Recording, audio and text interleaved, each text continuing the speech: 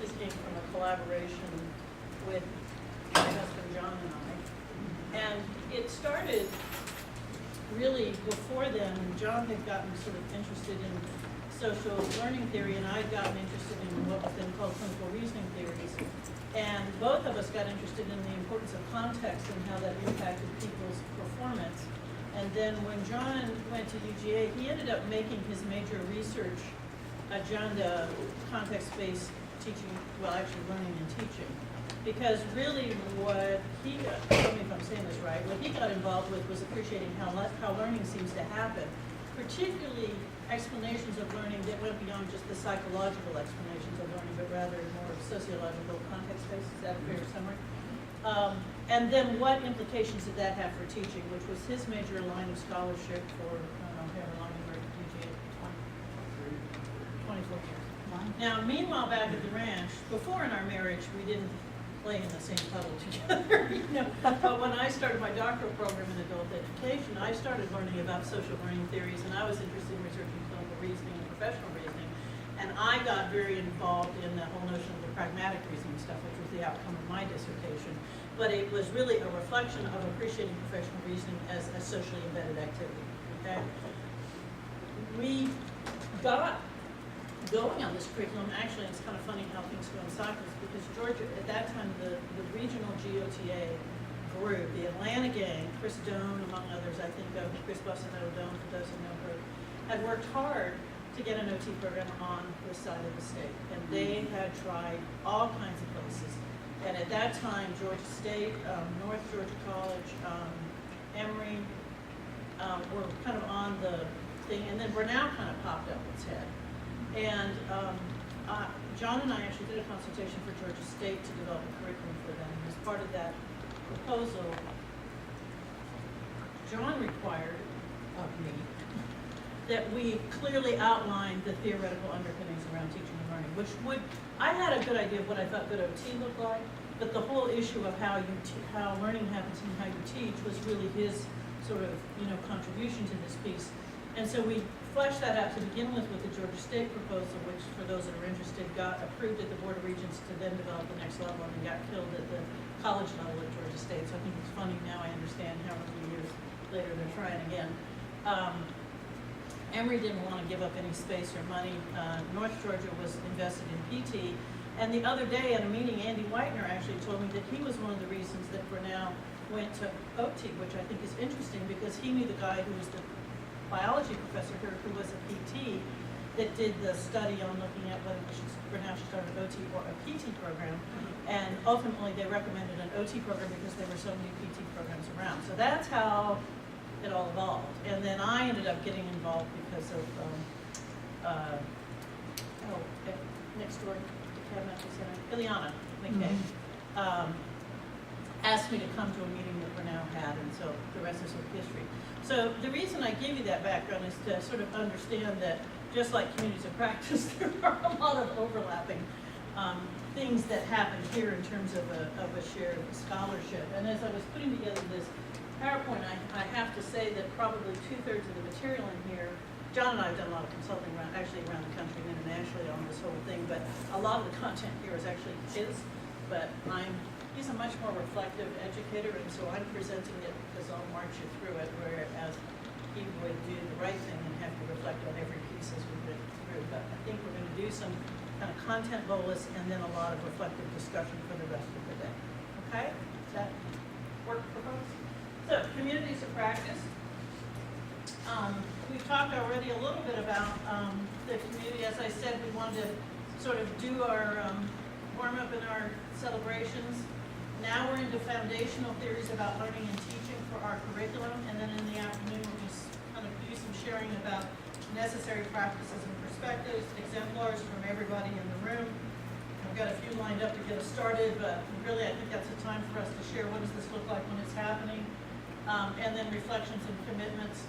I'm going to try and wrap up around 3-ish because I know there's some continuing curricular work that people would like to have time, so from 3 to 5 will not be scheduled organized time, but, and Mary, I know you're trying to video this.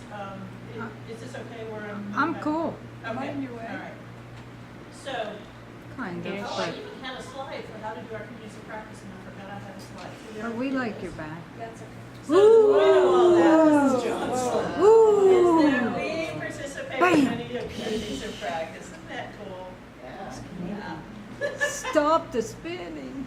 And they do Rather ironic, overlap. it's just And Little League is not sometimes Insanity. you're more involved and sometimes Yeah. you're less involved. So today, our primary focus is going to be on this communities of practice literature, on context-based learning and teaching, and an approach to teaching which is compatible with these theories is called cognitive apprenticeship. How many people are familiar with cognitive apprenticeship? 1, 2, Is that robot? 3. I didn't see. No, I asked which theorist are you using for cognitive apprenticeship? Cognitive apprenticeship came out of, thank you.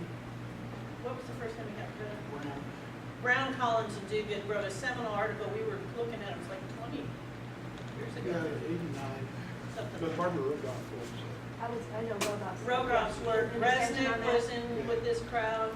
they were at the University of Pittsburgh when I first. So I'll say yes then. Yeah, and a lot of, what I'll be pulling from is from Laban Wanger too, who are two other Yeah. big names. And I did not provide you with the references because we did make sure that everybody had the book, which was also Wendy's idea, just truth in advertising. I want you to this was not. And since I think we got all this price for that, we're not making any money, just so you know. But a lot of this stuff is laid out in that unit on teaching and learning, so you can find the references and source material there. Although we're focusing on this top part today, I do want to also note that the curriculum is built on our understandings of what professional reasoning is, how expertise develops, and what good occupational therapy is. I'm going to spend less time on that, but those are all equally important pieces, but not the focus of today. So, so before we get into the theories of learning and teaching, this is the flyby on expertise, professional reasoning, and good OT. Okay.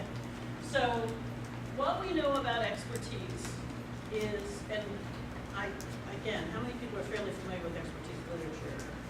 Okay, so this might be helpful to some of you all. There was a lot of work done, I'm thinking it was back in the 70s on expertise. It was done on folks like airline pilots and chess masters and all that kind of stuff. Later on, some folks named Dreyfus and Dreyfus put up a model of expertise, and it was applied by Benner to nursing and got a lot of play. So Benner did a book that she called From Novice to Expert, and a lot of that sort of concept was pretty much adopted whole hog into OT. We actually do not have many studies in OT that are very systematic looking at the development of expertise in OT. So a lot of what I've tried to do when I've written about it is to extract from different things. There was some stuff that came out of the professional reasoning study that Ellen Cohn and Debbie Slater put into an article in AJOT about the development of expertise because they saw a lot of parallels between Benner's work and what happened with therapists in the settings when they did the professional reasoning study. But the short version is that first of all, is that expertise is very context, did I say context specific. In other words, it is not something that you hold within the person. It is like occupation. It is an interface between the person and the context in which they're functioning. So the idea of an expert therapist is an expert therapist in what? And I think we can easily illustrate this in very sort of far ends of the continuum of an expert in the NICU. You know, you take Janine, who's an expert in the NICU, you go put her in a different kind of setting. She may or may not, that's not to say she's going to be a ranked novice, but her level of expertise is not going to be the same as it was before. You know, Chrissy's the same way, doing all the hand stuff. She may be different if you put her out in a community mental health center. So there is a context which is part of being expert. And that is, again, one of the reasons why we look at context-based learning and teaching, because it's very much embedded in the context in which it occurs. It does require experience. Probably most of the literature that's been out there says typically 10 years. Usually the first year or so people are considered beginners. Then from 1 to about 3 years, they become sort of advanced beginners until they're about 5 years. They become competent. The basic difference is that by the time you're sort of competent, you have seen cycles of things happen over and over again. So if you're in acute care, and Helena and I have been talking about this because her research is on acute care, I don't know if those same numbers seem to apply. Helena, has that been your experience in acute care for therapists? Does it take them about 10 years to get really good as an acute care I therapist? think less. Yeah, see, I was Yeah. wondering less, because why? Would you Quicker. guess?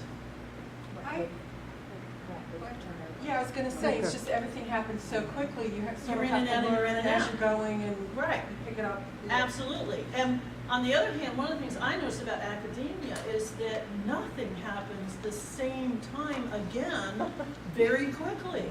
Or Really? ever. You know what I mean? Like you would admit a class and you wait another year before you admit a class. Now we're doing it every 3 or 4 months, but you know what I mean? Like admission only happened once a year. I mean, you might only teach a class once a year. You only did advisement twice a year when we started. So it took a really long time for me, I know, to feel like I kind of knew the different pieces.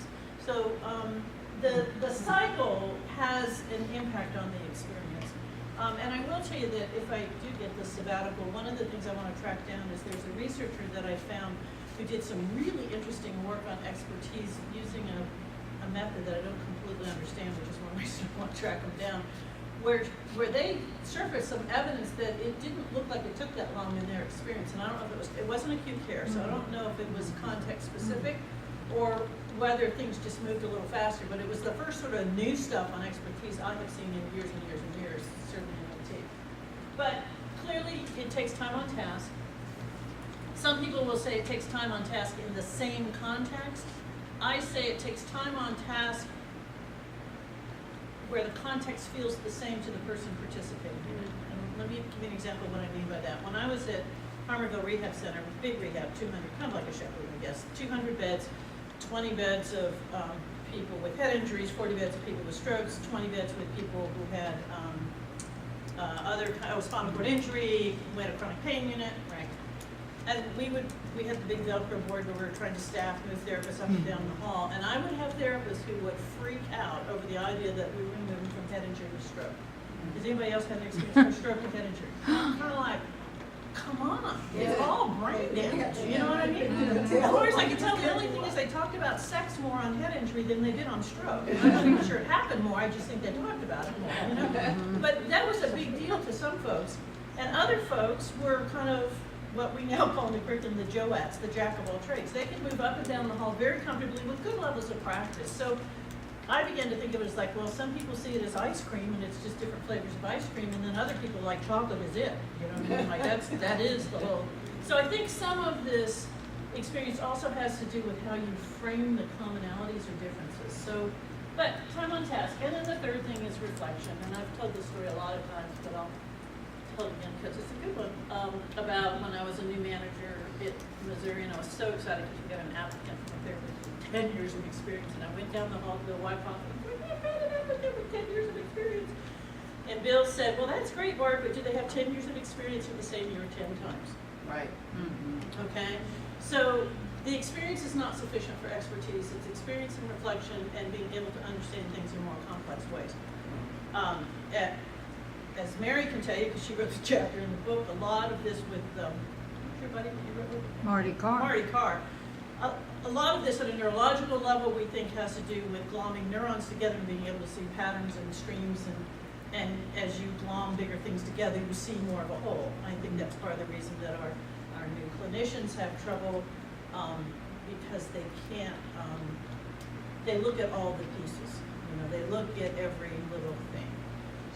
Again, I used to tell the story at Harmerville because I had an office where you could look at it, and there'd be the new level 2 fieldwork student who would be coming, she'd be rolling her patient into the room, and the patient was perfectly set up and with her little trap tray and everything was gorgeous, and she didn't know a thing about the person. Another one would come and she'd be talking to the person the whole way, and she's rolling into the room and his arm's going around the wheel, you know, but she's really paying, you know, she knows everything about the person. So, you know, there are individual variances in terms of what we bring to the process, but it does require that you've done stuff and you've filled in the gaps and you can begin to see the patterns, and a more experienced therapist, rather they come from one way or another, will probably be automatically positioning the person while they're asking them how they are and who their family is, and they'll notice that that gives you actual information for therapy, which a lot of our students just get stuck on the story. They think we're learning narratives. The occupational profile is just a nice story about the person, and it takes them a long time to realize that no, you actually use that content for something that actually tells you what to do in therapy, you know, so, okay. Yeah. I don't know if any if you've all seen this, but I just wonder what's gonna happen. A lot of the graduating classes that I've seen the past couple of years aren't staying in jobs as long, the first jobs as long. And some of them are on like their third job and they've only been out a couple of years. I wonder if that's gonna change any of that. Well, I don't know, because we're in a shortage time, but that same thing happened, like when I came in the field, people were stretched weeks in a lot of places too, so I don't know. What do y'all think, the turnover in the first couple of years? I wonder if some of that isn't generational too. It's like with technology, it seems like people get bored quicker. Like they're what's new, and maybe they master stuff. I don't know. That's what I would be interested to see what your person says. Does technology Make it- help people master stuff quicker, or does it interfere? Does it, Yeah. kind I of don't know. interesting? I don't know. And again, I mean, there's a lot of individual variance in this kind of stuff, and there's a lot of contextual variance. But the point is that it is, you gotta do stuff and you gotta think about doing stuff. Mm-hmm. And the context acts to pull it out of your brain. It helps you, I mean, part of the reason that we think that learning transfer doesn't happen predictably is because when you learn stuff in one setting, there's not the same clues in the setting that you're gonna use it to pull it out of your brain. So I know from all these boot camps that Kay and Chrissy and lots of people tell them about lots of things, and then they go and Helene's seen this and they're like, what's this? You know, it's like, they didn't teach us this in school. Well, yeah, they did. I was gonna say that when Kristen side and I forgot who the other student was, attached on, and I went out to Gateway the first time, I had no idea what we were doing. Absolutely no clue. And so, Right. and the person who invited us in said, well, just come hang out. So we hung out and had kids falling all over us. I mean, but again, I had to go back to my OT theory and figure out like what was missing there or what might work. But I mean, I was really clueless. Yeah. But you were well-informed clueless. Right. You know what I mean? You were not clueless. You were an experienced clueless and experienced enough to know that you were clueless. Yeah. Well, that's the other thing is I think that what I've seen is that some people are not risk takers. Yeah. They want to know everything and have it all tied up in a bow before they try something. Right, And how? right. Yeah, Lou. I was just thinking sometime when the students are like that, they're not taking what they might have seen or done in the classroom into another setting. That's a perfect example of contextual learning, because they learned it in the classroom, but now when they have to transfer it to another setting, Absolutely. which has other elements in that, that's adding to their having to learn and do it a new way because they didn't have Right. those pieces. Anxiety. Anxiety. I think that adds to it too, and so then that's why it's nice that there are some professional reasoning courses where they can start transferring some of what they're talking about into real practice and pull themselves in. I'm curious to see how that goes with it, but I do think that's part of the situation. Yeah, and I was just gonna say, I always have a curiosity of the other layer that we don't necessarily have control over, and that's the therapist that the new student is paired with when they first go out to practice. yeah. And it's like, well, is that person okay with being informed clueless for a little while so the two of them can work through it together? Absolutely. Or is there that chocolate only? Yeah. And we got a lot of colleagues out there who are chocolate only, and I'm not really sure how to help them come along, you know what I mean? Bring it back to graduate school. Actually, no, I think it's good to get the students to have a discussion with them and to open up doors and see what happens, and just where they stand and some of that piece. I do too, but I guess I'm less enamored with believing that's gonna change the person because of my experience of how power works in organizations. You know, I mean, I know that there are people that can do that, but I also think, as we talk about legitimate peripheral participation, some of these other things, I'm not sure that the newest kid on the block is gonna have the influence. I'm not sure they're not. I mean, there are examples. I agree with you. I think power is an element in this as well. I think also the principles for treatment that are part of that setting. Yeah. It's gonna guide it as well as the time to address, to take on new things and try new things out. I mean, all those are elements that are influencing the Absolutely. therapist who is the supervisor.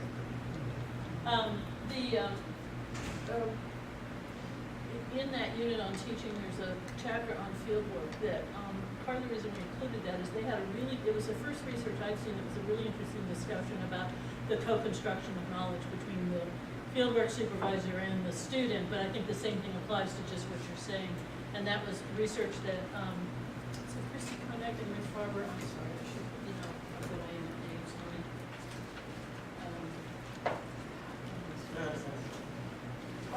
Co-construction, oh yeah, that's on The computer science. co-construction one.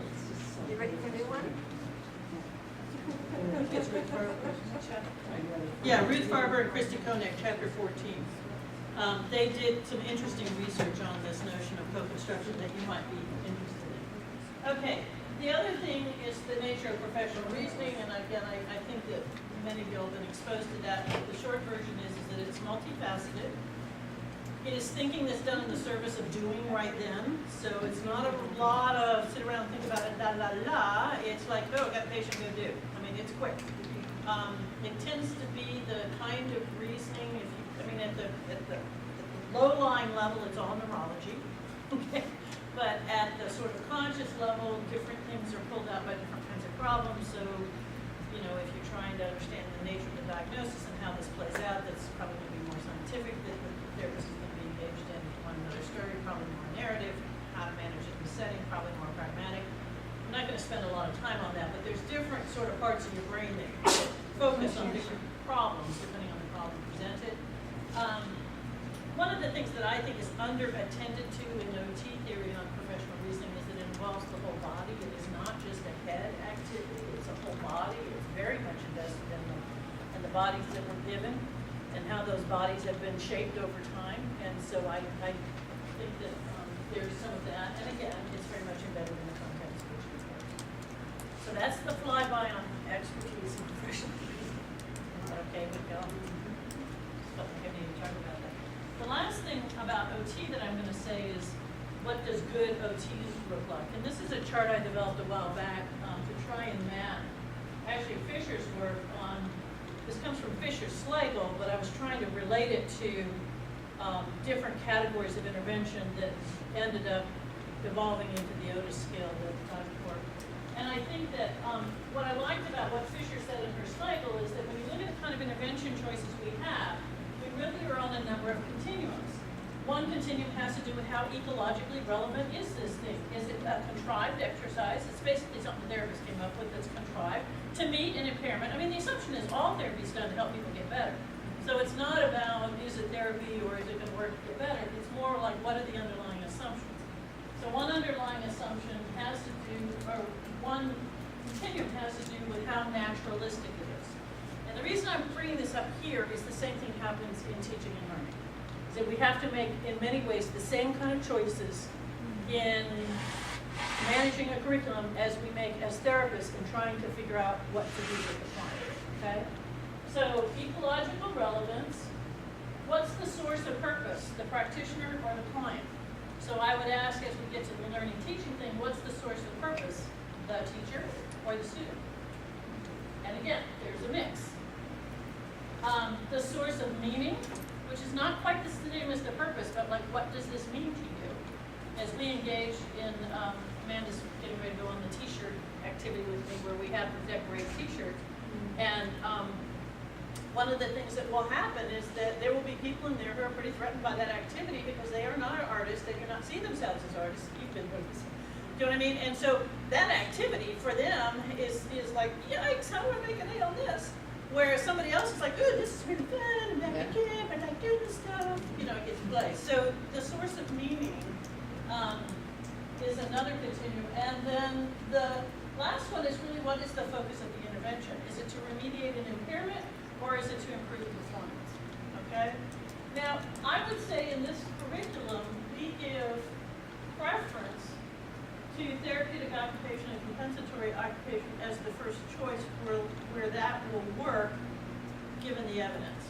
Is that a fair statement? But I will say that there are exceptions to people doing that, and I do believe that all the therapists that I know of that practice in here are pretty evidence-based with that. Do you know what I mean? Like they'll say, well, there's pretty good evidence that if we do this impairment-focused thing right now quickly, before we move into the occupation-based thing, that's going to work better. When I started this program, I was and I still am very strongly occupation-based because I believe in the contextual piece. But I have learned to be a bit more nuanced, which I think is a recognition of my growth as a scholar, which is to say, under what circumstances are occupation-based interventions preferable to other kinds of interventions? I think that's where we are as a field. I personally, having managed a lot of OT, feel like it's a lot easier to show what our contribution is to the party when we're over here than we're over here. And I also need to tell you that my definition, this chart does not reflect the current framework's definition of purposeful activity, but I don't like their definition. So these lines sort of, okay, passive preparatory stuff tends to be contrived, it's generated by the practitioner to remediate an impairment. You know what I mean? It's like, I understand what's going to happen with your tissue, we're going to do this thing to help fix you. Purposeful is sometimes a bit more ecologically relevant. You know, people are doing something that's culturally recognized, whether it's making birdhouses or t-shirts or whatever. But really, it's all about gaining, it's coming from the therapist is the idea. Whereas when you start moving into therapeutic occupation and compensatory occupation, and those are Fisher's words, you're really at the other end in terms of it's more ecologically relevant, the purpose and meaning kind of generates from the client, it comes from their occupational profile. And then the focus of intervention really depends on where we're at with that client. Whereas, because therapeutic occupation still is often geared to remediate an impairment, as well as improve performance and participation, whereas compensatory occupation is often just to improve performance, not necessarily to improve that. Now, we can argue about this, but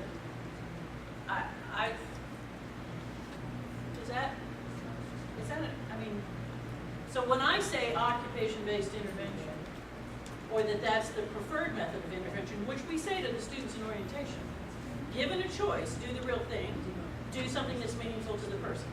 That's what we say in orientation. I don't know if... I think that the most recent research that's not just in our field, but even in the physical therapy practice and even outside of allied health, certainly shows that contextual-based learning is the most powerful because it brings into all of things from a motor control or from a cognitive learning standpoint, all of those things wrapped into one. And so, certainly, the evidence, if we're practicing an evidence base, it totally supports it now. I usually try to tell my students the sort of history of how we've sort of gone to this reductionistic place and how we're sort of climbing out of that but we gotta be at the table or and do the research to help be there because a lot of that research is not coming out of, our discipline. Although there is some good stuff that's been coming out. Part of what has really helped us is the good work that's being done on developing contextually relevant assessments. I think that's like Wendy Koster's done and some other people have done, so that you can really look at the impact of intervention. Okay, so is this real controversial, or are you guys basically on board, or? Can I? Yes, no? I just wanted to raise a point because I think in pediatrics, where kids are developing skills or where someone's had an acute injury, there is a period of time where there are some skills developing coming back. It doesn't mean not to do occupation-based practice, but it means somehow we have to blend the two. And I think we came from a history of the medical model, which I will call traditional, which I will call the impairment focus. And now we're in the occupation base, which I totally support. But I think it requires a merging of both. And I think we went from one extreme to the other. And it's like, how much of each? Let's give 90% So I here, say, let's do like, 10% under what here. circumstances, yeah. And Well, how is do it it tested? Yeah. Someday Chrissy and I will write our article together about my hand injury called First-Hand Experience. We have the title, which is very silly. That's a good start. It's a good title. Great title. Where I kind of experienced that whole range of stuff and what I did as a client. So, I think there is a lot to be said, but I also think that the challenge is showing how to nest the two together. That it's not really the choices described here. It's how to be mindfully managing whatever impairment you need to manage within the context of something that's meaningful and contextually relevant to that individual. And that in our society, there is a lot of, this is in education and other places, there's a lot of presumption of this before that. You know, we have in college, you gotta have anatomy 1 and anatomy 2 before you can have big anatomy. You gotta have this before you can have that. There is this underlying cultural assumption that you've gotta crawl before you can walk. And yet the research is showing, well, actually that's not true. You don't have to crawl before you can walk. And so I lean more on the other side, and just backfilling around impairments. And I will just say a personal thing, Lou, I'm not picking on you, but because I hear this a lot, I am finding it less and less helpful to label things as medical model versus not medical model, because I know therapists are doing a lot of occupation-based intervention. In fact, in my research, acute care inpatient therapy was more occupation-based than anything else I saw other than community outings, because they were dealing with core self-care kinds of things. So I'm not sure medical model versus non-medical model is as helpful as trying to understand on a continuum where are we with that. And I don't want to, and I say this because I've been guilty of this too, I guess it's like true confessions time, but I don't want to disenfranchise anybody with my language, anybody at the party. I think that what you have to worry about in different settings is different things depending on who you're dealing with. I mean, you got to worry about not killing people when you're in acute care, so of course you need to pay attention to medical issues, but that's not to say you can't be occupation-based. And out in the life world, I think a lot of times, I learned this from Robin too, that it's really the kind of medical stuff we know that makes us useful out in the life world. So, are you okay with that? Oh, I am. I think the challenge is how do you pull the pieces together? I think that's a great challenge. Can I just, Oh, I'm sorry. I didn't plan to see, I agree that occupationist therapy is a foundation of the curriculum. And I've been looking at some of the student alumni surveys and student satisfaction, the narrative comments, and have more to say about that in a few minutes. But I think that occupationist therapy is much more complex, and it is an art. And so, and I think, I'm sure we would all agree about that. What puzzles me sometimes when I read student comments, and this happened in Eastern with alumni survey, I'm seeing it again here, is that students say, I don't know enough interventions. I didn't learn any interventions. I need more interventions. All of those kinds of things that we've heard lots of times. So I'm wondering how, as a curriculum, if there's a way to bridge that in a differently for them as we move forward. Because, and again, this isn't all the students. It's just comments to say, how do we help them understand that what they are learning or what they know is complex and valuable and it is intervention. For some people, what's the missing piece? And I'm just throwing out some questions in terms of how we teach and what we teach and our curriculum as we move forward. Is there a missing And my piece? knee-jerk reaction right off the bat when you said that is Center for because I think Do we have enough context? I think They can depending. go out, they can go out. They don't have to stay there. Pull up your Right. phone. I just think it's something we want to consider as we have some practices discussions. Yeah. I would say, and Phil, what people help me here, my experience was that we could teach occupations who were blue in the face, but when they go out on field work, what they learn on that field work level 2 is the greatest influencer of what their practice is going to look like. Yeah, So, and I would agree, because the truth is, they're always gonna think that they don't get enough. And that's what we tell them is, you're going to feel like this, but when it's gonna take some time in practice before some of the light bulbs start coming on. But I do think we have to be mindful about, our collective group of students from Bernal going into the community and field work. Are there component pieces that we can attend to in getting them more hands-on? Well, no, another thing that I think that we need to be mindful of as a faculty, as a community, is that sort of support of each other. I mean, one of the things that I started hearing from clinical reasoning was students constantly coming in and criticizing they spend all this time saying, oh, well, they're not doing OT, they're not doing it, they're OT. And after I heard that over and over again, finally I said, all right, I don't know where you guys are getting this, I've never heard a PT student come back and say, well, they're not doing PT. You know, they're kind of accepting of each other, whatever's being done. So I think that we need to be mindful of, are we putting that in their brains? That's not OT thing, or do we need to spend more time with, okay, so why did the therapist choose that particular thing in that moment? Okay, well, they were just doing therapy and exercises. Well, Still did OT. you happen to back up and say maybe that person's goal was to get back to the gym? You know, I don't know. So I think there needs to be more, instead of heavy criticism, they're not doing OT, they're not doing OT, that's not OT, that we need to get more of a full in that. And that's the research you were talking about. Are they doing what they're thinking they're doing? Well, and I also think that it is, I mean, I was in practice a lot longer than I was in academia, and I mean, and I think many of us have, but it's tough to pull everything off. Just like as we get into this communities practice and contact space, there is a lot of skill set you have to have. It's not so much hard to figure, I mean, it is a little hard to figure out how to do the impairment occupation. The pragmatics of it are a lot harder than anything else, I think, and that's true in this teaching mode too. So I guess I just, you know, I think we do the best we can, but at least we're mindful with it, and I think we need to partner. I mean, if I knew how to do all of this stuff prescriptively, I'd be glad to like write that book.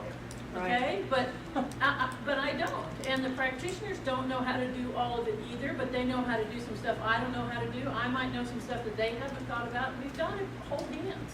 We just have to hold hands, and I think that's a really good point about suspending the judgment and holding the hands of the I pulled the theme of cooking from the beginning through the course, Yeah. because to me, and I agree with Wendy, it is so much of an art form. And I think students just think they're gonna come out and be able to, you know, recipes at their fingertips, go, Yeah. go. And then they're coming out and they're seeing clinicians who are making up the recipes, and it's not in their repertoire. But the whole idea is to pull in, there's so many skills to learn the science of what ingredients go and the techniques and whatever, so that you have the skills to come up with your own recipes, and that may be more of an expertise that happens later, but, I mean, that's how I typically answer, I don't know what to do. You just Yeah. need to look at the. I think what is helpful is for them to see recipes. Does that make sense? Like, Sure. it is, in order to make your own, you have to see what other people use. And I think Yeah. one thing that helps in practice that they can do is sort of document what's worked in the past and why that worked for that particular person. And is there a pattern with people, for example, someone who has autism, you know, or someone who has a right CBA. This worked for this person, so maybe I can try this for this person. So if they have some recipes that they've seen, they can start making their own, because I think it's hard to, I mean, even, I've been in practice for a long time, and I have trouble coming up with new ideas for someone who is, you know, aphasic and all these things, And who's in serious occupational Yeah. deprivation, yeah, or Exactly. doesn't And give then you you have- anything, or doesn't, yeah, no, you yeah. have, you know, insurance regulates that you can't do certain things, you know, that limits what you do. So, I mean, it is challenging. So I think giving them a little bit. So I think they do always want the recipe book. They always want the recipe book. But how do you give recipes that say this is not, this is what you use, but not what you use? If that makes sense. Yeah. Taste it and see if it works. Exactly. Could I just bring up a point about what Marcy said? You said something insurance regulates. And I just want to insert the word may. Because sometimes I think it's our interpretation of the rules. And it's so interesting what's going on now in fieldwork. We can't take level 2 students because we have computerized documentation. And I was in a vehicle with 3 OTs who all had the same computer system. One of them is taking students and the other 2 facilities is not, because the vendor of this equipment somehow, or this software, says you can't take students. I'm like, huh? Who said this rule? And so I think sometimes people interpret, they said da-da-da-da-da, you know, and so. Yeah. Well, and that's why a lot of this, I think, comes back to good pragmatic reasoning. Maybe I feel that way because as a manager, that's what I had to deal with a lot was, my experience has been that generally reimbursement improved when people did occupation-based intervention. Amanda's from the state. I'm sorry. You need the whistle. No, Oh, I'm sorry, Amanda. My involvement with Grinnell has come full cycle from being a student here to taking students and now coming and teaching. You know, and I've heard, you know, when I first went out from school, we don't know enough. And then I took students who said, we don't know it, we're not taught, you know, the practice or the recipes or the things like that, and we need the context to working with, you know, practitioners in the field who I feel like they didn't know enough. Yeah. You know, but the thing that I love about what you were saying with the recipe piece is that you want to see recipes, you want to taste them, you want to see them in practice, and thinking that when you go out there, your field work, your clinical instructor has this recipe book that they're not sharing. That they've got it in their pocket and that somebody handed it to them and they went to a better university that gave them the recipe book, but your people are hiding their recipe book. You know, nobody will give it to you. And I wonder if the piece that we're bringing into this is our clinical instructors. They're such a huge part of your faculty, yet you have no, I don't want to say control over them, but no influence over them. And teaching them the clinical reasoning piece. The question that the students want to know is, what's behind the curtain? How did you know to do what you did? To see them create the recipe and give them the verbal language or the language in order for them to see it. Because they've learned the theory, they understand the concept, and when they go out there, they thought somebody just opened the recipe book and did it. They need to know how the person came to that thought process and that epistemology that you were saying, how do you know what you know? And that's the question. It's either we teach our students to ask the right questions or we teach our clinical instructors to process it as they're doing it. And every time I take students, level 1 or level 2, I'm exhausted at the end of the day because I'm not just practicing, I'm verbalizing all day long of why I'm practicing. And that's one of the biggest benefits I've heard from people who take students is they make me better because they challenge my ideas. And that's that balance of, you know, your clinical reasoning, but that piece of being a fieldwork, you know, person, a clinical instructor, and being able to not just say, okay, we're gonna go run an autism group in this class, or we're gonna run this class. Why did you pick the activities? How did you come? What do you evaluate? And verbalizing that piece to it. She's your next speaker at your level 2, at your fieldwork training. Well, I was just gonna say, I mean, Amanda hit the nail on the head. One of the most profound experiences we've had was been with a level 2 student at Emory, actually. And she wasn't getting it. She's coming up with all these treatment plans because the CI wanted her to have treatment plans, and they were never good enough. They were never good enough. And so finally I said, why don't you ask your CI just to talk out loud about what they think about when they come up with their own treatment plans and see how that goes. And the CI didn't know that she had permission to talk out loud about what was going on in her head. And that's why our community of practice, like the boot camps and bringing our clinicians in, is so important because it's the permission of sharing. Yeah, the permission of sharing. What a nice phrase. That's an article title. The permission of sharing. Okay, so now that I just did that flyby, let's go into communities of practice. So part of the thing, I think, part of the reason I said earlier about we're a culture that thinks you got to do this before you can do that. But in reality, a lot of the learning that we do, we just get into stuff and we do it. Now, we may do it in different ways, but there's a great many of the things that we do in life, we did not have formal curricula to teach us how to do. How to find your first boyfriend or girlfriend, how to actually tie your shoes, maybe even how to parent. Unfortunately. Do you know what I mean? There is just how to drive on Atlanta Interstate. You know, there's just a lot of stuff that we do that we learn by doing, and part of what's important in that learning by doing is the communities of practice that we sort of engage in. And so that's sort of where I'm coming from with this stuff. So the point that Wenger makes is that, and this is ATN Wenger, is that communities of practice kind of help support this learning thing. It's both socialization, which has been talked about a lot in OT literature. I haven't seen as much lately, but I know there was a chunk of time when a lot of age-out education stuff was around socializing people into their profession.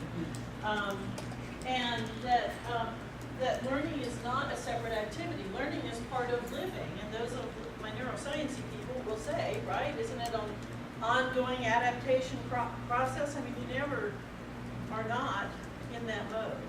So what we're trying to do is just harness them to learn some things, okay? But it's a natural occurrence in life.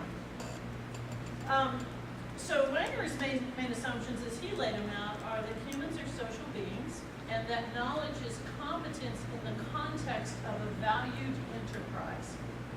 So knowledge is not just knowledge, it's not just reading a book, it's competence in something that you care about.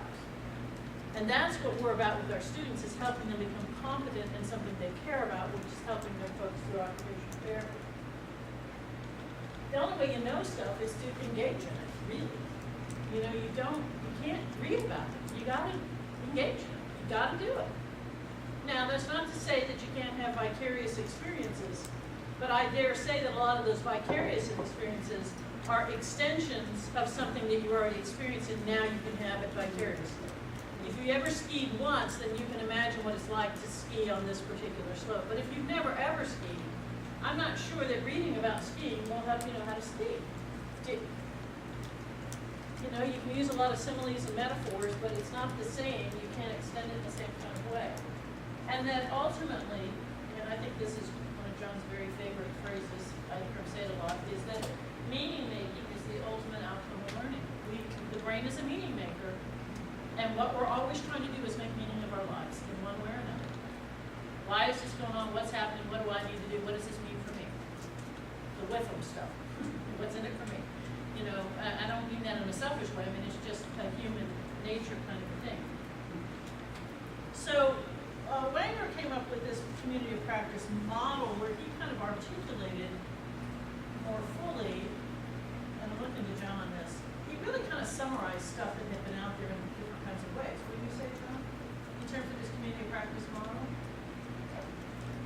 I think he brings the elements together, but everything there is. Everything was out there, but he kind of put it together. Much of what's there was done with John Dewey. Was Dewey, okay. And Louis James. Yeah. Long time. Dewey and who's that other guy? Lewin. They invented everything. Well, according to John, there is no other person besides you. Oh, okay, so there's a little bias. Okay, so it involves community, identity, meaning, and practices, learning as pieces of all of this. So we're gonna kind of trot through this a little bit. So communities are collections of individuals who are pursuing a common enterprise. So those of you all, you know, if you sing in the choir, you're all trying to sing. You know, if you're in the jazz band, you're putting on the jazz band when you're making music.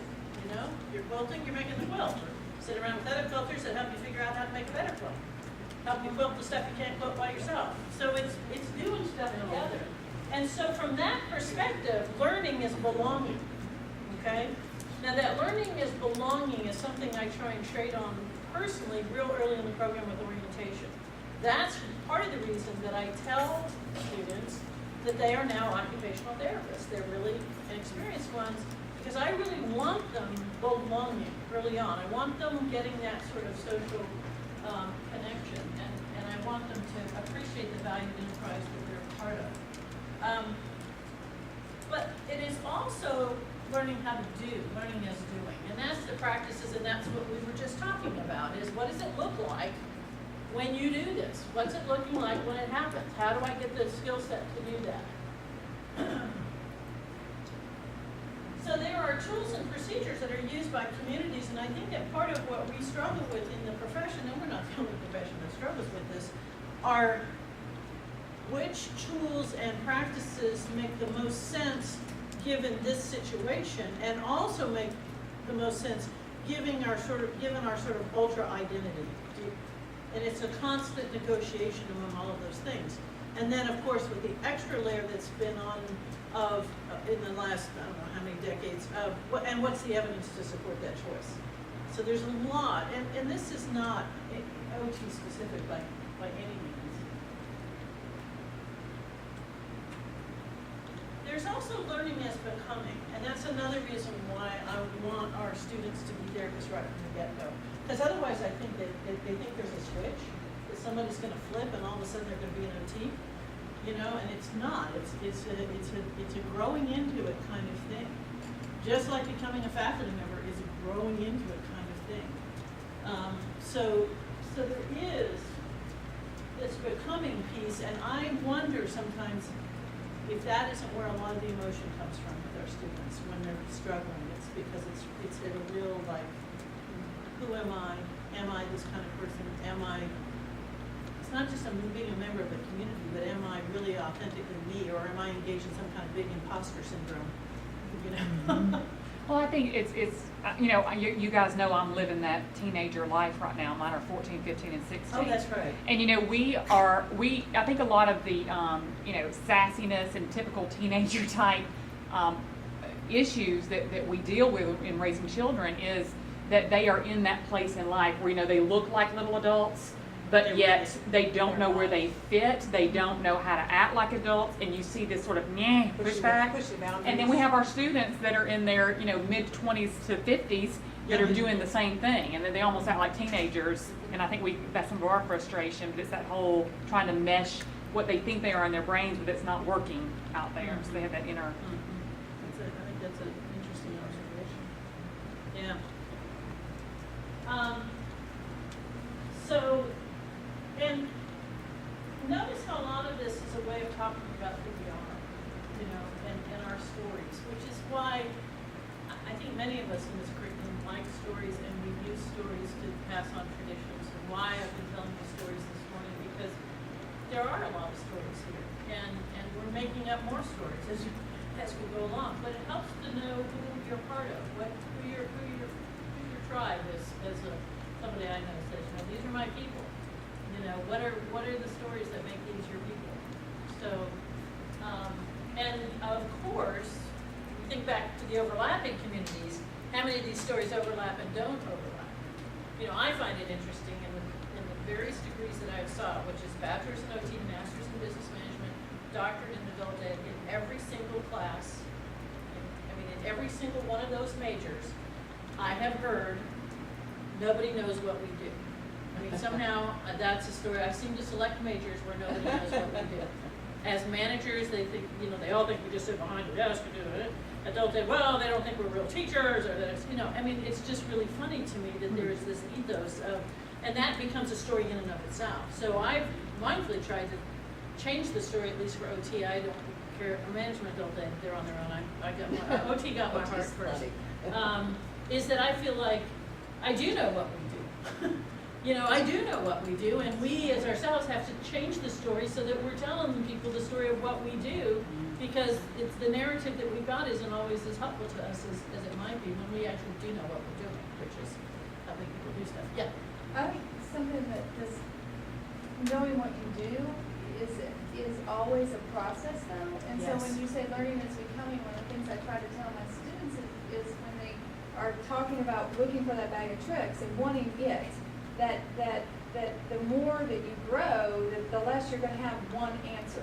You see the complexities and you put things together, and that's my hope for them, that when they even leave the class, that they'll be able to see the connections to PEDS or to neuro, or that they can pull even the threads of the curriculum through to guide them as part of their bags of tricks, but to never feel like, I really like the word expert, because then you think you're there. And I really think that as a professional, we are always changing and moving. It's a dynamic process. And if you think you're there, you are totally missing out. And the Paul people certainly would be on that. But I love that phrase, learning is becoming, because then it implies we always have permission to be in that. And that's why I think that people who talk about expertise, they actually talk about a continuum. They don't talk about,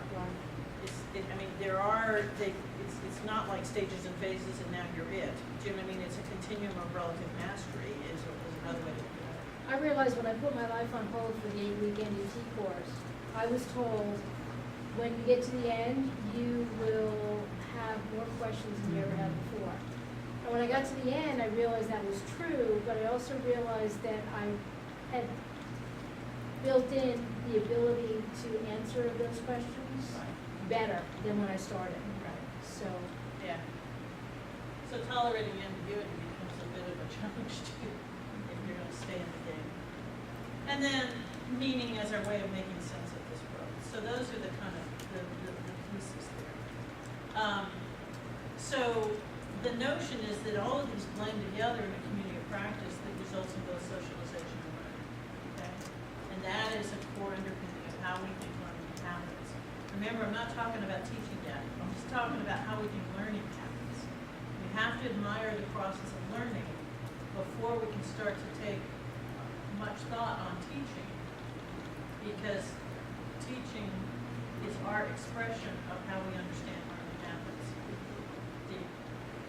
Which is one reason why I actually jumped fairly quickly when Wendy said, yeah, they really ought to read the book, because I think that if you do take the time to read through the epistemology chapter and look at the charts there, you begin to understand, uncover some assumptions about yourself that you weren't really, I did, that I didn't really realize I had.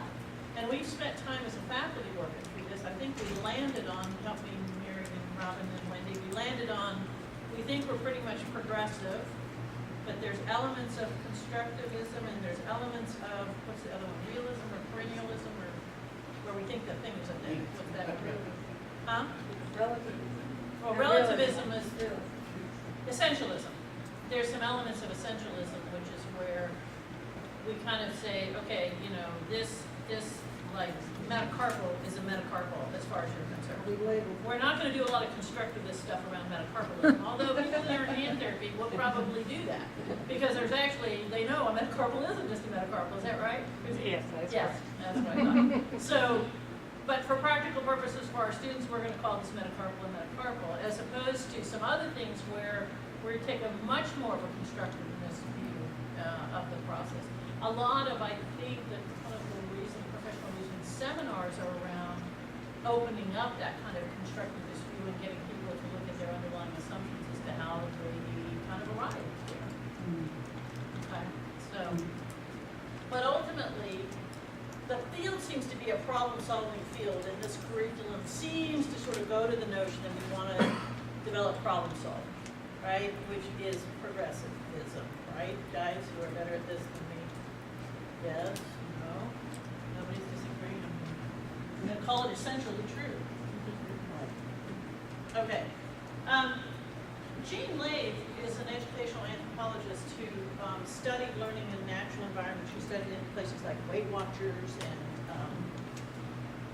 grocery stores, places like that. She looked at math. She picked math because math should be a fairly essential thing. 2 and 2 equals 4. And she looked at how people did math in life and how they learned to do things. And she got very intrigued with how much context was involved in doing those things. So that in the grocery store, when people go and do things, how they did things. Or in Weight Watchers, the example that's always stuck with me about how at one point in Weight Watchers, if you've got this many ounces of protein, so if you want to have your cottage cheese and you wanted to have, you only got 6 ounces, but you wanted to have half of that, and you could measure out and you could do all that. But what most people did is they knew how much it was, and they would blob it out, cut it in half, and shove half of it into one container and half into another. Or guys who load trucks have lots of heuristic knowledge about the measuring of things. So she got very intrigued with this notion of context, and ultimately she shared this notion of how learning happens in life, and she called it a process of legitimate peripheral participation. Catchy title, but good code words for holding on to things. Legitimate as in there's really a reason to be there. You're not just hanging out to hang out. You're there because you want to be a better parent. You're there because you're trying to develop your spiritual life. You're there because you're a therapist who wants to help people. There's a real reason for you to be there. Typically, people start on the periphery. They kind of are around the edges and they work their way in. We see that a lot with teaching, where people will come and they'll do a guest lecture. Maybe they'll do some presentations at GOTA. And then maybe they'll come and they'll do part of a whole unit. And then maybe they'll come as an instructor part-time or whatever, and they sort of ease their way in. That's one example. It does involve actually doing stuff. It's not just reading about it, and it happens in authentic settings, real places. Now, we had a really interesting experience. I think it was the first year where we had a fieldwork situation where the students, because we buy into this and we try and include people and bring them into the setting and all, was at a team meeting and went to sit at the table, and her fieldwork supervisor said, "Oh no, you're a student, you sit in that corner over there." I mean, it's like, it couldn't have been a more physical example of how you were not, I mean, you may have been on the periphery, but you were on the way out kind of the periphery. The reason I thought this was worth talking about is that I think we struggle a bit about the fact that we want to be student-centered and we want to collaborate with our students on the one hand. But on the other hand, you don't get to be at the center of the pie without earning your way in. Do you know what I mean? And how to do that without being hazing, but being really an accurate reflection of demonstrating the professional skills and competence to move into the center of the pie is really kind of an issue. So that's why I like this notion of legitimate peripheral participation. And I also think it also has implications for teaching if we understand that this is how learning occurs. I'm just going to stop there and see if anybody has any thoughts on it.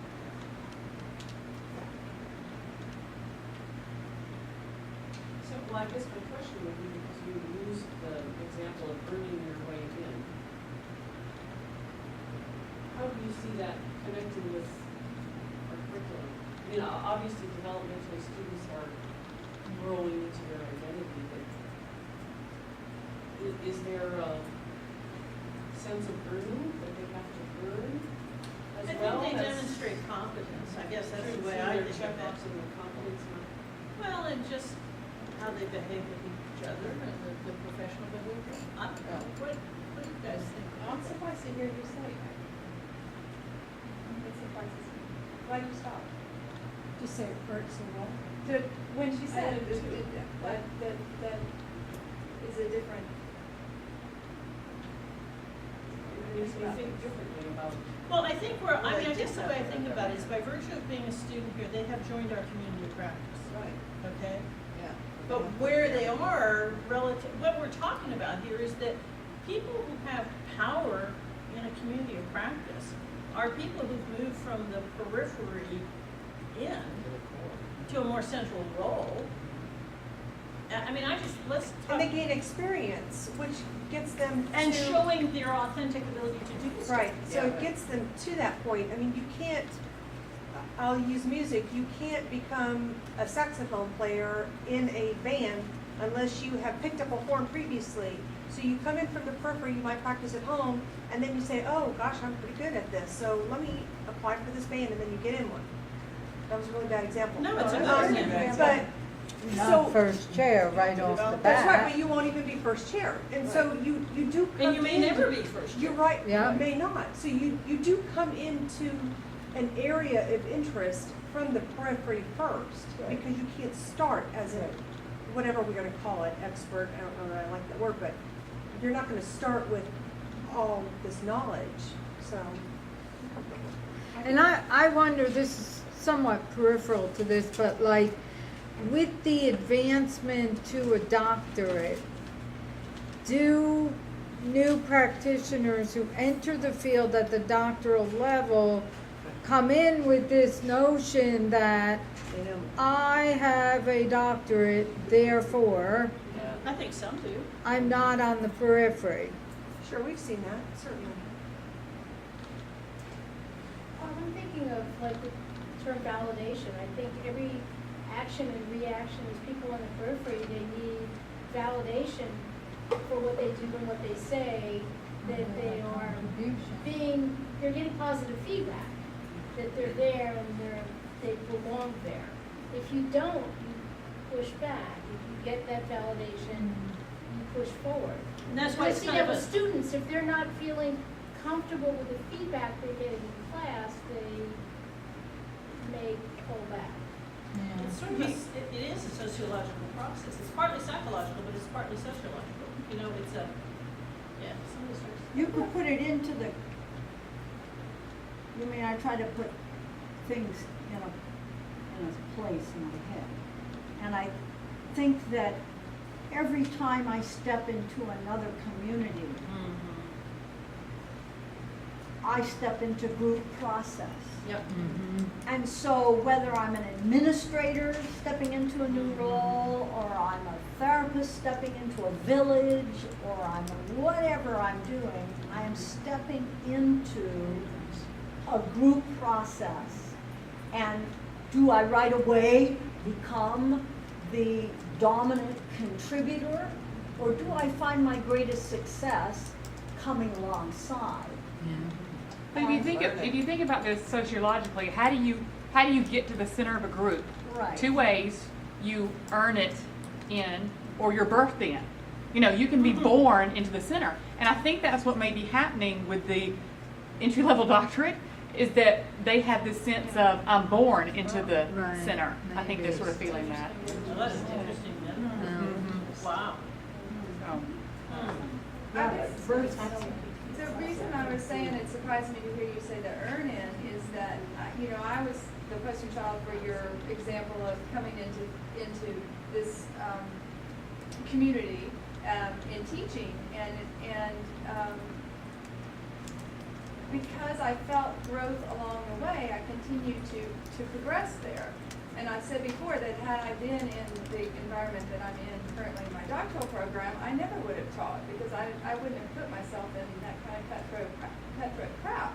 But I think that that's one of the things this program does well, both with its staff and with its students, is yes, you start, but y'all are, and we are so conscious of participation, and that even if you're on the periphery, you have a place at the table. Absolutely. And that the intentional way that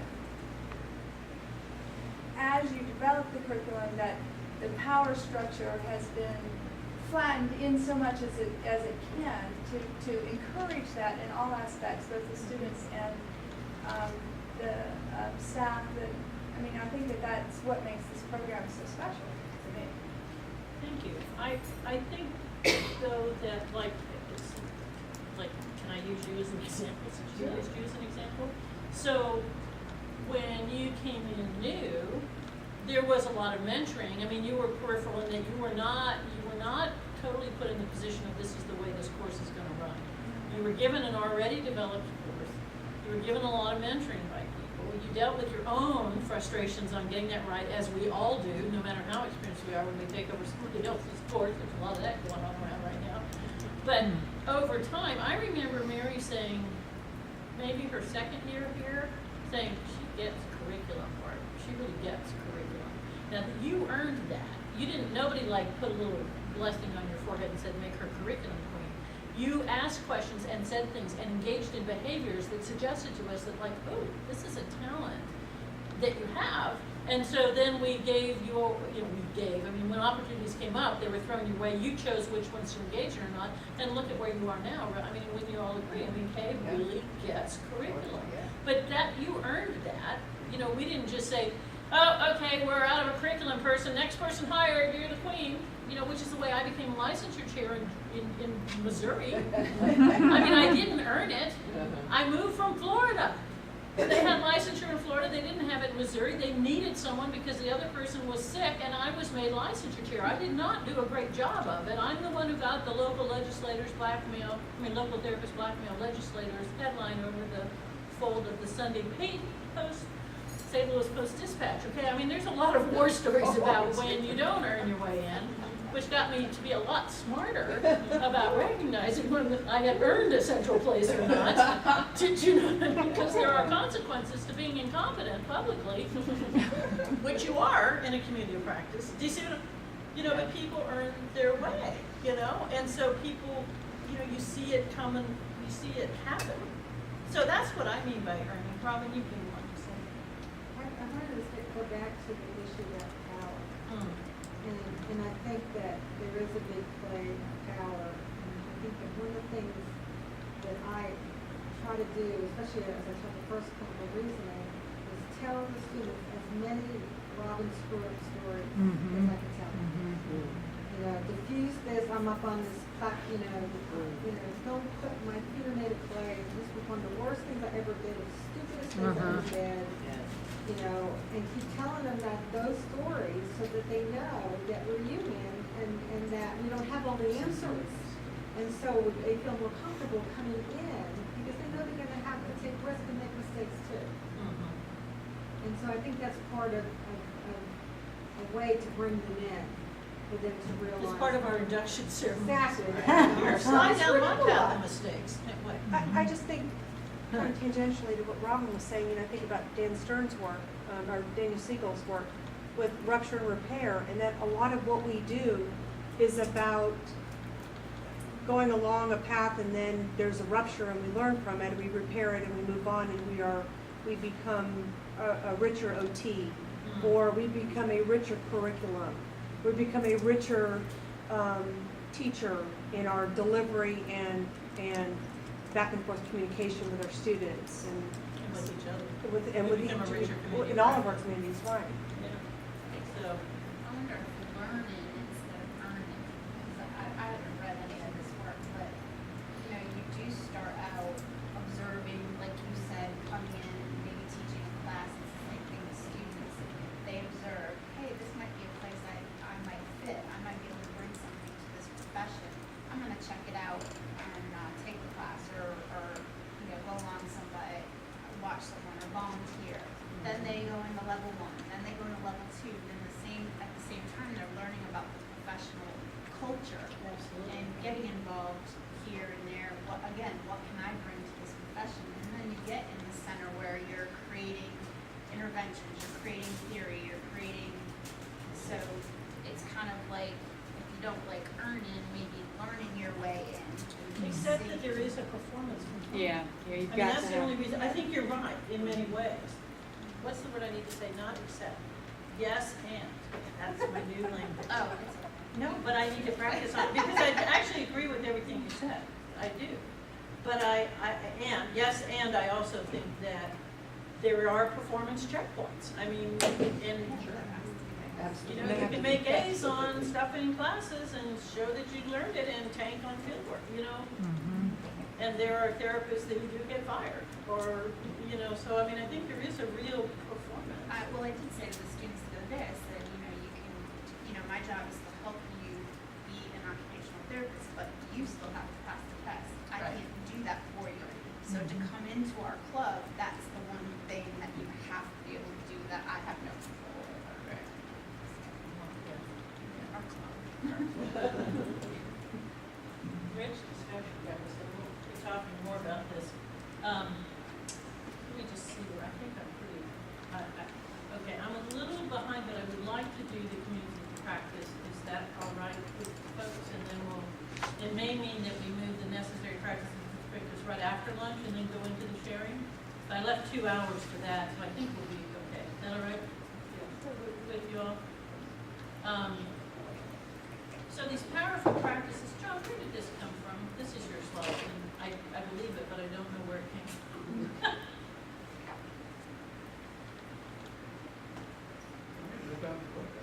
Huh? It's a long time ago, I think I made it up that. Okay, maybe it's your powerful practice. But I I think that, think I can second that motion. yeah, I was there. did you make it up? Yeah. Oh, okay. That can't be Thank you, John. Robin. Another overlapping community now. It's a Johnism. No, I use the practices that are in the, those came from the research. I across a broad base of research findings. But you put it all together. Yeah, I did, I pulled it off. So there's, and I have a model later if you all want to pull it up that John developed off of this, but basically this notion of learning in authentic context, co-constructing knowledge together, meaning that you're both doing. I mean, there's a lot of discussion of what does this look like, a lot of your perspectives, the learner's perspectives, articulating that, being able to, after you go through all that, say, okay, this is what I know, this is how we do it, this is, and then reflecting on that for what does that mean? What does that mean in our lives, you know, as therapists or as. Okay, so the last little bit I wanted to kind of talk through is this notion of cognitive apprenticeship. And this now moves from theories of learning to what does this mean for theories of teaching. And at a very basic level, there's sort of 4 big chunks that you have to think about in teaching. One's content, By the way, this overhead is all up on campus for y'all, I'm sorry, I forgot to say that at the beginning, but besides Mary's table. You have to think about content, you have to think about methods, you have to think about sequence, and then you have to think about the culture of the learning place, okay? I mean, those are big buckets that are around in lots of different texts on teaching. So let's talk about content first, because I think content is a huge issue in any profession. It's a huge issue in teaching, but it's particularly a huge issue that we feel pressured about when we're having to prepare people for entry-level practice. We have the onus of professional preparation on this. You know, there's a lot of weight on the shoulders of people trying to help students learn what they need to learn to succeed in practice. So there's lots of different kinds of content to learn, and we've actually talked about some of this here, but not necessarily with this language. One of the things I like about this theoretical stuff is it gives us words to describe the stuff that we're teaching. It gives us language. So obviously domain knowledge is the basic quote subject matter. Okay, what's the stuff that has to be covered? The other three parts, though, I'm wondering if we spend as much time on. Maybe that comes out in our professional reasoning seminar sometimes. I think it does. And I don't know, I mean, y'all have to tell me on this. But there's the issue of heuristics, which are the tricks of the trade, and it was exactly what you were talking about, like, what's my recipe book? Do you know? I mean, that's the tricks of the trade. It's learned by experience and transfer. I often use the example of when I was at Athens Regional and I started doing acute care, and I had done acute care in like 5 years. I was very steeped in occupation-based practice. I understood it all. I did not know what to do first when I went up on occupation. I didn't. And so Tracy Young, who was helping supervising me at that point, much to her dismay, since she had less than a year's experience and I had 25, said, well, what I do, Barb, is I go to the cart and I get a washcloth. And then I get some water and I ask the patient if they would like to wash their face. And from that, I can see if they can respond and follow directions, and then we do different things, and then we go into lotion. And she gave me this whole chain of very occupationally relevant, very perfect, took about 5 minutes to do stuff. I don't know, what's the first thing you do when you walk in the room? How do you get started with this? A lot of times I'll do something similar, get them just do something very basic, like swab their mouth or wash their face or whatever. Yeah. Now, you can get all kinds of wonderful teaching in the curriculum, but when you're there to activate that knowledge, you know, that's where being in the context and seeing how people start and having tricks of the trade is equally important content to practitioners. It's not just knowing, it's like, what do I do first? How do I get started? In golf, you know, for many years I had those little counter things because I couldn't remember how many strokes I had taken until I finally began to realize that I could count it by how many times. Okay, I knew I used my driver, then what other irons did I use, and then how many putts did I have. So I could chunk it that way. And then I learned that if I left any clubs I carried onto the green over the flagpole lying on the side, if I left them there, then I wouldn't leave clubs, because that's another thing that new people do. So there's all these tricks that we learn in life from other people. That's the kind of stuff that's also content. And then the third one is even a little more tricky, and that is this control strategy. Says, how do you know when to select which strategy? So how do I know when to do the washcloth thing? So probably not something I should do on the burn unit, I'm guessing. The other person has facial burns. Do you know what I mean? But if you don't know when to pull stuff in and out, you don't really understand what it means that you've got to manage infection. Yeah, I mean, if you don't really get it, then you don't know when to pull out which thing and when not to pull out which thing. I learned a heuristic from our new PEDS faculty of take your shoes off when you walk on a mat. Duh, never heard of me, because I never done kid stuff before. I don't know. I mean, I didn't know. It's a huge infection control heuristic, but it just never, you know, I didn't know. I wanted to eat dirt. And then learning strategies, how experts teach themselves the next thing they need to learn, which is that ongoing learning thing that we talked about. So all of those are content things, and I think a lot of times it's real hard for us not to just get stuck on this first thing rather than these other things. But if we can do more of these other things, then they can learn the first thing that they don't get, which is And that's where our students get stuck right there Yep. too. Yeah. And that's why I think we need to tell our students what we're doing when we do it. What do you mean? What do you mean they get stuck? That's where they get stuck, is they feel like they've got all these tools in their toolbox, but they don't know when to pull them out, in which setting, or they're very fearful that they're gonna get there and really not know what to do. Just as a couple of examples. And that may be what they mean when they say we don't get enough time on treatment. Right. I was gonna say, really, if I think about it, the first thing I really do is I ask the person, like, what do they wanna work on? You know, and let them sort of guide, okay, well, they wanna work on this, so then I know, okay, let me pull out this, let me go collect this, let's do this. Right.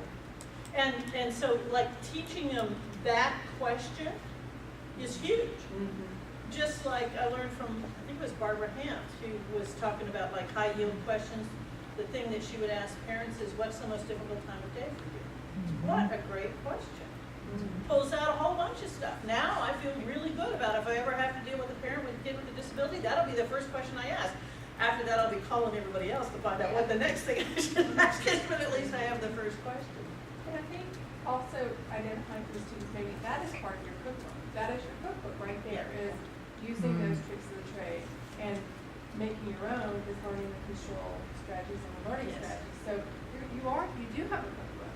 And I don't think they recognize they have that, because they are given that, but they don't remember they have those tricks of the trade. Right. Well, So I think it's different. I think it's different in different universities, though. I think what we are really good at is training people to be a chef down the road. And they don't really get that, where I think other universities might pass out a lot more cookbooks than we do. Yes.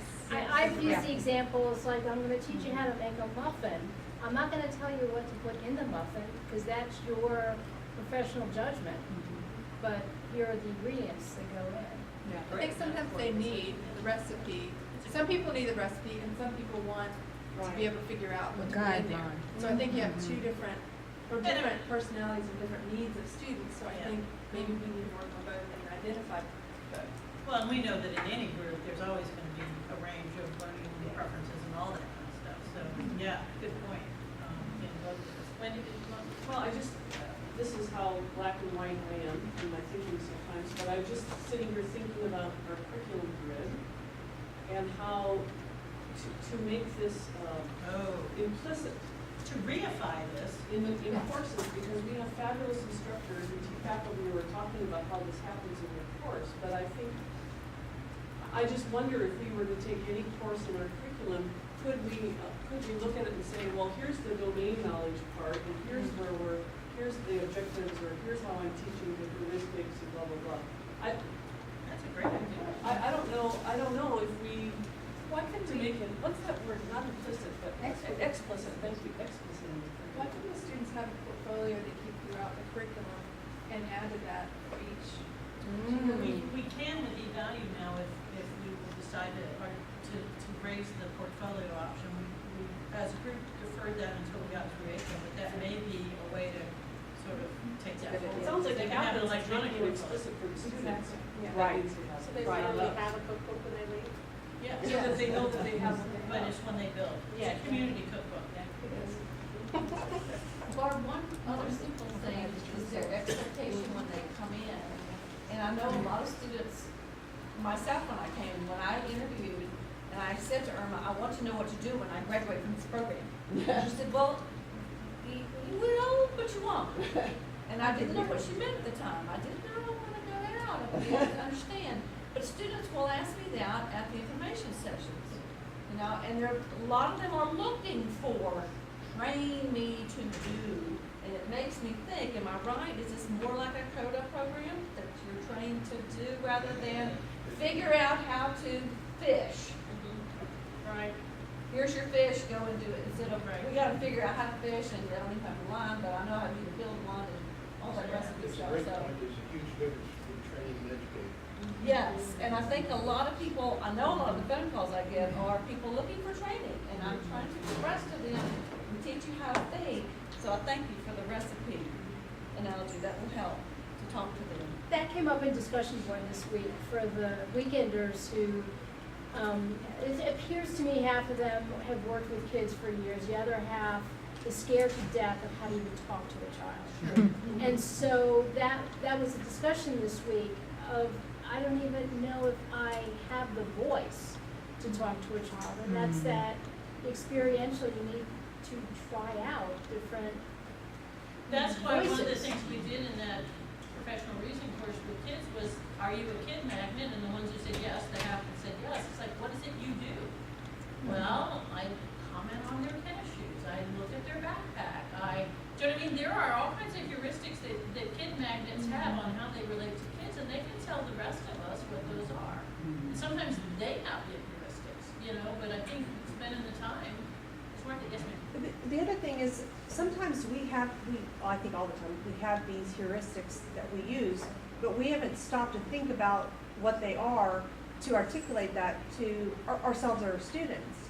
So I love the idea of pausing to reflect on this, Extract what we're coming out. so we can be more Yeah. explicit. And I think the students have great heuristics sometimes that we can capitalize. I just want to give you a good one for knowing the parts of the basal ganglia, you know, the caudate, the putamen, and the globus pallidus.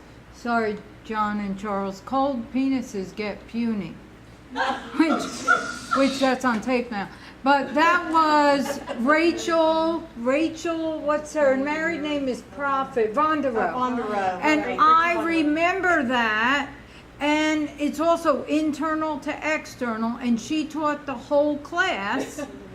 I mean, that kind of stuff, students come up with this stuff, and it helps us all learn. So Back to that. lots of times I'll say, well, how does anybody else remember this? Because I also have a hard time. And then they come out with things and you're like,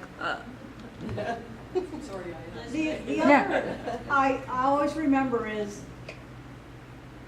when I have a cohort in front of me, I remember that everyone is competent at something. yes. They've all earned their PhD in something. It's just a different topic. And so to have that ability to say to this person, my future colleague, well, tell me about an experience you've had that sort of matches this. And then it brings you the degrees closer because now you've connected with something that they were competent in. Yeah. And that's very much consistent with that whole style of teaching that we're trying to sort of promote, which is that it is very much of an andragogological approach, basically adult learning approach, where we assume that our folks know stuff, and they may even know some of the stuff they need to know to be OTs. We're just not sure which stuff they know to be OTs. So I always tell them I'm just backfilling in the holes, which is why I always make them do something so I know what they know and what they don't know, and then I'll backfill in the holes what they don't know, which is very disconcerting, but that's sort of the way I think about it, because I don't know what they know, you know, and they can bring, there's at least half of them in your class that know more about how to approach kids than I do. So, okay, I'm gonna move us along, here a little bit to talk about instructional methods, and go back and see the other things. Okay, so there's also a lot of ways to do this teaching. I think OTs are pretty good at these ways because it's very consistent with the profession. Things like modeling and coaching and scaffolding and fading. Bye. Thanks for coming.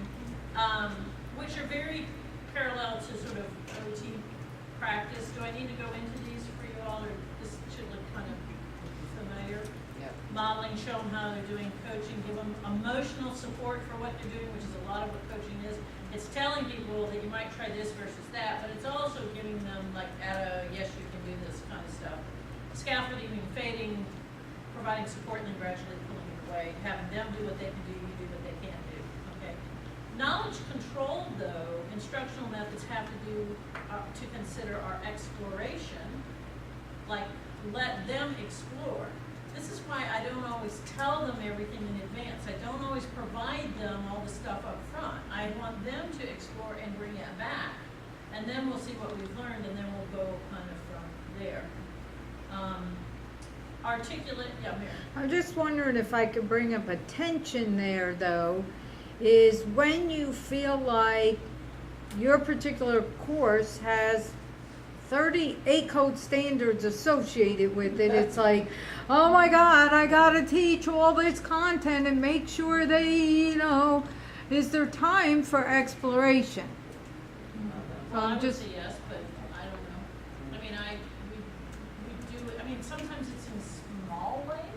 be asking a rhetorical question, but sometimes it's in small ways. Like, I let them, I suggest, I use the autobiography assignment. They get to pick their autobiography. Now, we bounded it some, just because we're tying with Evans's, but they get to pick it. They get to explore how occupation's impacting. They pick their community partner. They get to explore, do you know what I mean? So I think some of it's that, but I don't know beyond that what to say. I'm just wondering other people, particularly the people who've taught those practice process intervention courses. On the activity, you can pick some things that hit a lot of items when you come back and when people come back and talk about what Right. they've done and what they've found. But I find that students, in my experience, and I think I mentioned this to you, you gave some suggestions briefly, but is they get frustrated with the exploration part of it because they feel like. Yeah, I mean, not like I want to tell them everything, Yeah. but it's attention I feel But I think sometimes. that's tied with the coaching too. I mean, sometimes people need coaching and not go to school. Yes, Yeah, good there's point. exploration and there's exploration. You could make focused exploration so that you're not having to. I think I'm there, yeah. You can say, consider looking at this area, this area, this area, and explore. But to me, without exploration, you can't get to articulation of culture. You have to have a range of options so that you can think about this and articulate what it is you know about those range of things and reflect on value. So to me, those three things are pieces. And I put articulation / reflection. Articulation and reflection work. It's the same. Hand in hand. In tandem. But to me, you can't get to a higher order problem solving without going through exploration. I just took a really great course on consultation and reflective supervision. And I think I agree with what John is saying, and I do think that there are moments though where you have to be very concrete in your delivery of whatever it is that you need for them to learn, based on the contextual environment that you're in. You know, if you're in a moment of field work, there may not be time if you're in acute care to sit and do reflective supervision. You might need to give them what they need to know, and then you go back and revisit it. Well, certainly. I mean, I think that we are pretty prescriptive on how not to kill the kid. You know? How not to kill seriously. I mean, when you're in an environment where there's medically fragile kinds of things, you're going to start out in a very prescriptive kind of way. But I still think there's explorations around. Sure. And I think that's where the clinical reasoning classes come in, is we give them all the stuff not to tell the kids, but then we have our safety net where it's like, okay, well, let's explore what happened, and what if this had happened, or what if that had happened, and to really make it safe, and that they trust us, and they can open up about all the things that happened, or they saw, or they thought, and that's what I think the beauty of our curriculum is the clinical reasoning But we classes. have reified that. John, did you want to say? Well, if I could just throw one more thing, I think exploration is really critical to get to evidence-based practice. And that's where I think you guys really need to evidence-based practice, but you gotta explore the whole range of evidence before you know what's good. And until you explore and be able to synthesize, pull out good evidence from bad evidence, you have to explore. And that's, Robin, I think that's what you've kind of done in the media course, haven't you? You've had them explore different intervention approaches and the relative merits of each, having had those. I mean, it's all a mix, but I'm just saying, think about it. I think that we tend to drive towards one or two things and we don't give ourselves as teachers the full menu of things to think about. Sequence is another one. It's the this before that, and that's one way to sequence things. You gotta learn this before you learn that, and then you learn this other thing. And that is a very pervasive approach. I tend to, actually, I go to the personally, I go to the global before local, but part of that's a reflection probably of my personality style too. But I prefer to have them just try something big, whether or not they've had the prereqs to do it or not. I mean, that's why I don't know if we're still doing it, but in Knies we had, which used to be in the first semester, we had them doing job site analyses. It's a pretty big and complicated thing. Are we still doing that? Yes. But then you can sort of come back in. I mean, it's not that they weren't given some material on which to apply it, but they were given the real thing to do, and they learn what they need to learn by engaging at it. The other thing is increasing diversity. I certainly think this notion of occupation, there's a good example how that plays out across all the courses, occupational analysis, evidence-based practice, that the more they can do it in different ways is something we need to think about. So the point is, there's more to sequence than starting here and ending there. It's not a this before that kind of thing. You also can do large to small, you also can increase diversity in different kinds of ways, in different aspects. Splinting was developed that way, of course, and now we've had to rethink it, so. Okay. The last thing is the culture of the learning place, and this is something that brings us back home again as to what do we want this place to be like in terms of what do we believe, what do we value, you know, what cultures are we, what kind of social settings and structures are we engaging in. And I think this is a real challenge for us across a couple of different campuses, also people that are more or less available, because some of the rituals that we developed in the culture with one cohort were hard to maintain with two cohorts, are probably going to change with three cohorts, or we've got to modify them in some way, like having the students do skits and we sing songs and we did stuff at the end of every cohort, which I think is kind of a cool thing. But we'll have to see how can that really play out with three different cohorts graduating different times. Mary tried to do a big combo thing. Students have gone off on their own. So again, it's back into transition. There's a lot of participation. There's not a lot of reification about what's the best way to do these kinds of things. The culture of make it a safe place, which Jennifer was articulating about, you know, clinical reasoning, professional reasoning is a place to be safe and really let stuff out, you know, and understanding that. There's a lot of things in here. But the point is that we manage that as an instructional strategy. Do you know what I mean? Now, to the degree we can. There's also a lot of stuff, and we talked about that in the chapter, that we aren't in control of everything. I mean, you'll have some cohorts where the sociology and the culture of it just goes its own way, you know? But then I look at this cohort that just started in Gainesville. They had everybody, I think, but one person on Facebook before they started, and they all went out to dinner together. Can you believe that? No. I was like, oh my goodness. You know, so there's a lot of, you know, and I'm like, well, maybe that's a little cultural thing we may want to support. Well, then there's the culture of us not knowing everybody. Like, this will be the first cohort. I don't have a clue. I wouldn't recognize them on the street. That was been really hard Which for is me, really, not teaching foundation. it's scary for me. Yeah, yeah. I see students and I don't know if they're one of ours or not, and that's really weird. And then MATSA is struggling, the Student Association is struggling with some of the same issues where they're not getting the participation that they really want, and people really being, you know, going ahead and being truly participatory. And feeling like it's their organization, not these other people over here who do this organization.